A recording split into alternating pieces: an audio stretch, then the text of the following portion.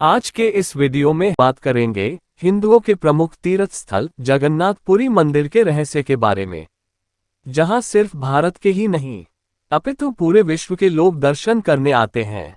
यह मंदिर पूरे विश्वभर में प्रसिद्ध है।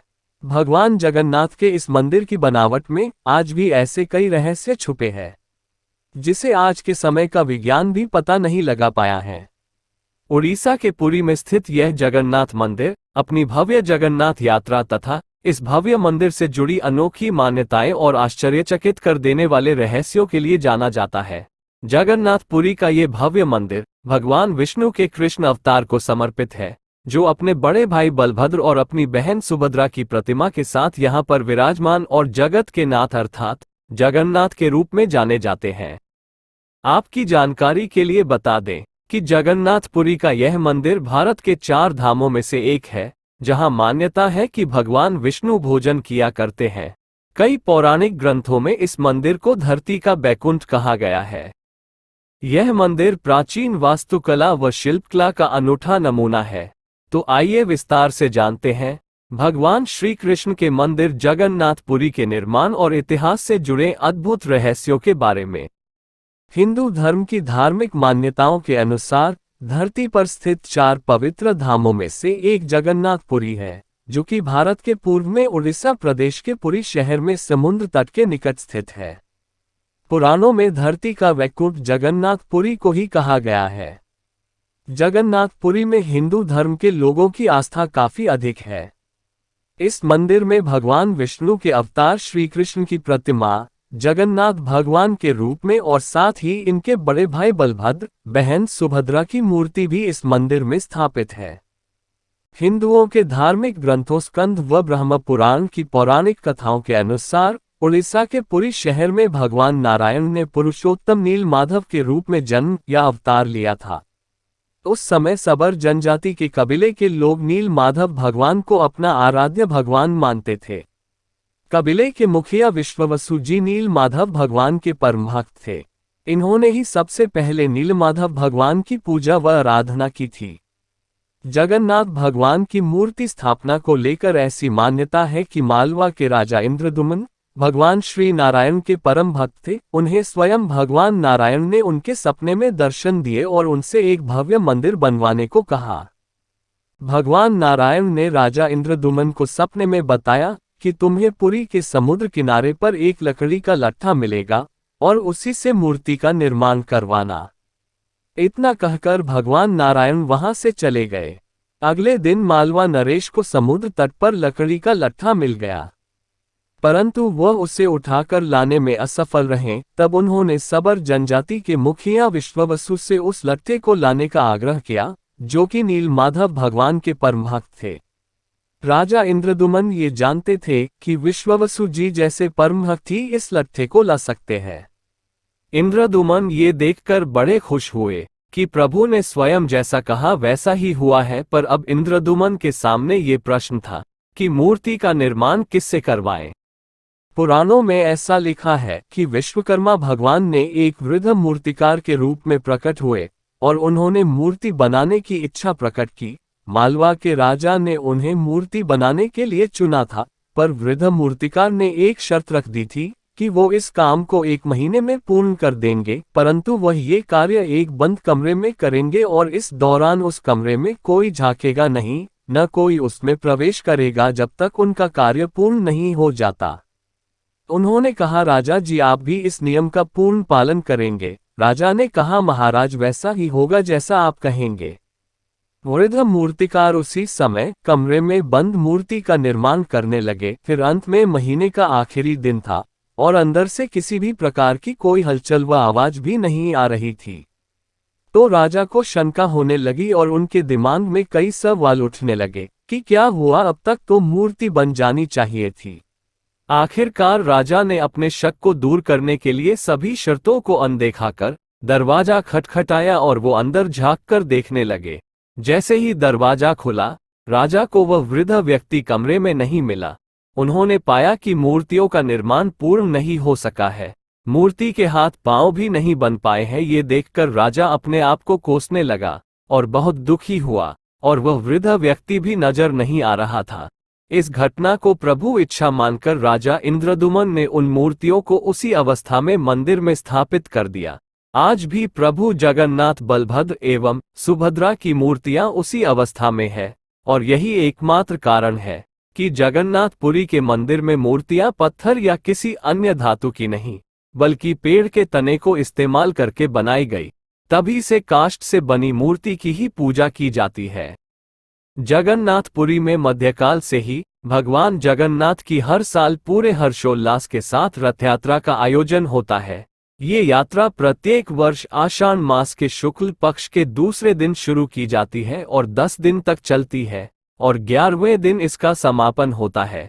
इस मंदिर के तीनों प्रमुख देवता भगवान जगन्नाथ, बलभद्र और सुभद्रा तीनों को पूरी तरह से साझा कर अलग अलग रथों में विराजमान कराकर रथ यात्रा निकाली जाती है।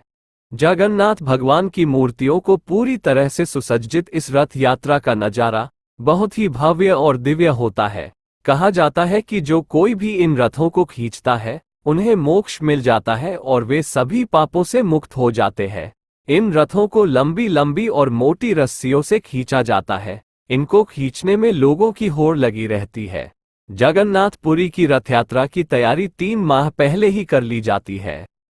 भगवान जगन्नाथ मंदिर के रहस्य, जिन्हें देखकर आज के वैज्ञानिक भी आश्चर्यचकित हैं।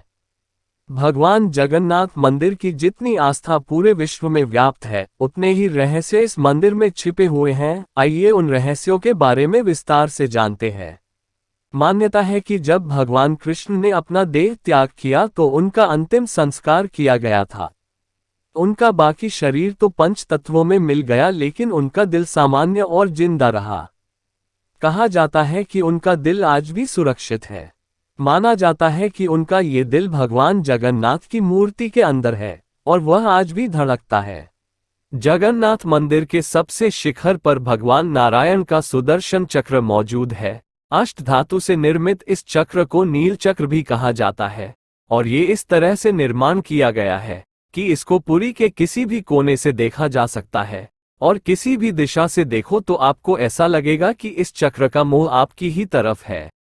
जगन्नाथ मंदिर का सबसे बड़ा रहस्य यह है कि मंदिर के शिखर पर स्थित ध्वज हवा के हमेशा विपरीत दिशा में लहराता है। ऐसा क्यों होता है, इसका पता आज तक नहीं चल पाया है।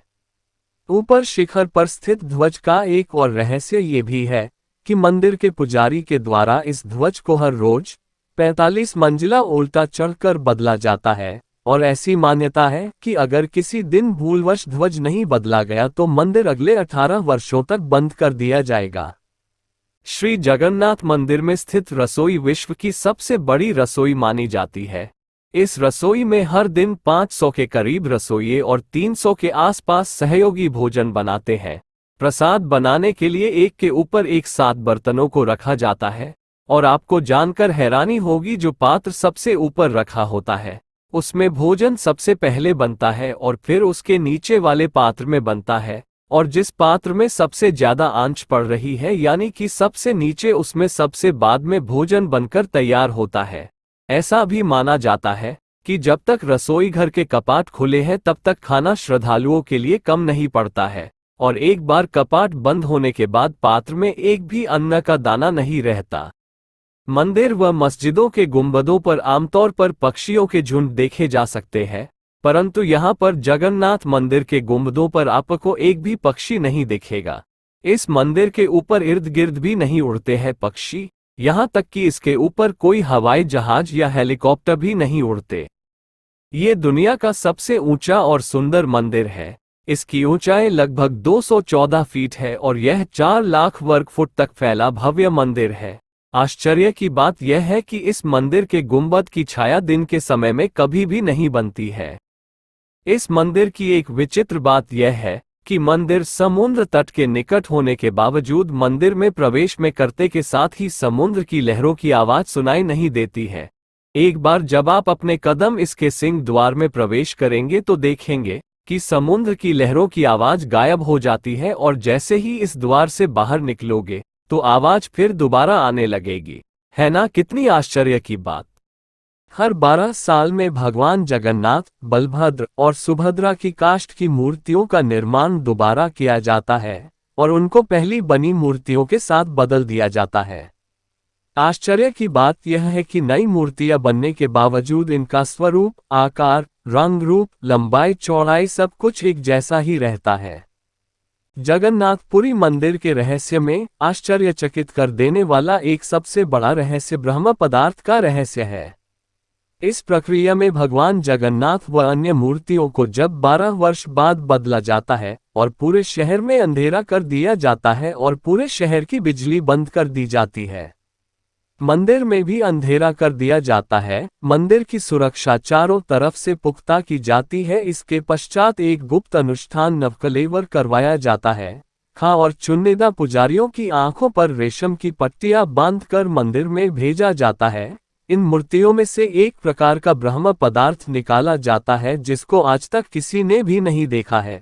उसको नई मूर्तियों में सावधानी पूर्वक स्थापित कर दिया जाता है। कहा जाता है कि इस पदार्थ में इतनी ऊर्जा है कि इसको देखने वाला व्यक्ति अंधा हो सकता है और मर भी सकता है। वैसे किसी ने उसे आज तक देखा नहीं है। सदियों से यह प्रक्रिया चली आ रही है। दिव्य ब्रह्म पदार्थ को स्थानांतरित करने वाले पुजारियों के अनुभव की माने तो उन्हें लगता है कि मानो कोई वे किसी जीवित चीज को हाथ में ले रहे हैं। वह पदार्थ किसी खरगोश की तरह फुदकता रहता है। कोई कहता है कि यह अष्टधातु से बना कोई दिव्य पदार्थ है और हिंदू धर्म में इसे भगवान श्री कृष्ण का हृदय भी माना गया है।